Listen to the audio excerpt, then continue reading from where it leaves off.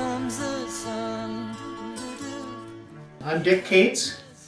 And I'm Kim Cates. It's Kim Cates, and together we're the team of Cates Family Farm .com is our website, and we got started here In Spring Green, Wisconsin. in Spring Green, Wisconsin. The key to being sustainable on a farm is to save more money than you spend. So we had to figure it out, and we were very fortunate back in 1987 to discover something called managed grazing or rotational grazing. And I went to some farms where they were practicing that, and all of a sudden it was one of those aha moments where it fit the land, it fit our personality, didn't it?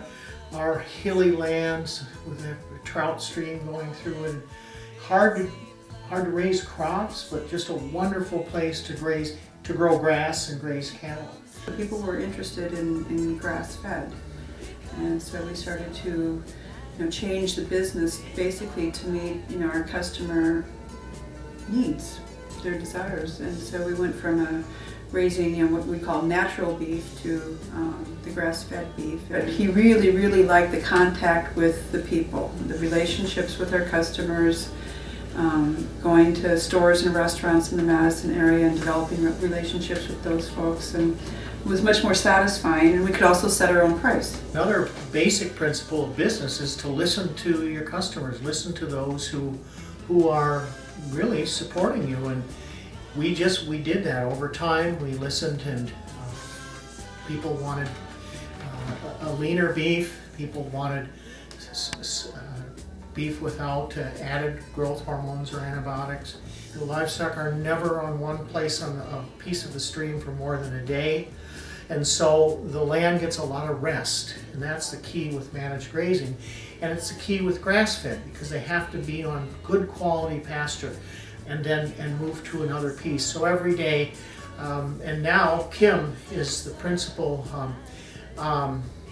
person who moves those livestock, and I call her a cattle whisperer. She can go out and look at them, and they know it's time for fresh grass, and they follow her like she's waving $1 million bill. So it works really nicely.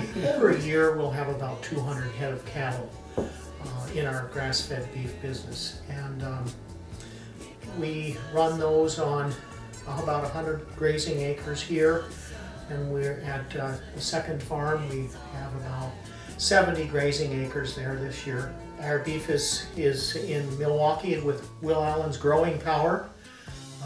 He uses it for his workshops, his conferences, and his Rainbow Farmers Cooperative store. This land yields much more than food and fiber. It really yields, as Leopold said, a cultural harvest, and I'm going to quote him. He says that land as a community is the basic concept of ecology, and that land can be loved as an extension of ethics, but that land yields a cultural harvest is a fact long known but often forgotten. And I think for us that's what makes this so rich, is that it's a partnership with those who are interested in our food and love the land, and couldn't ask for anything more.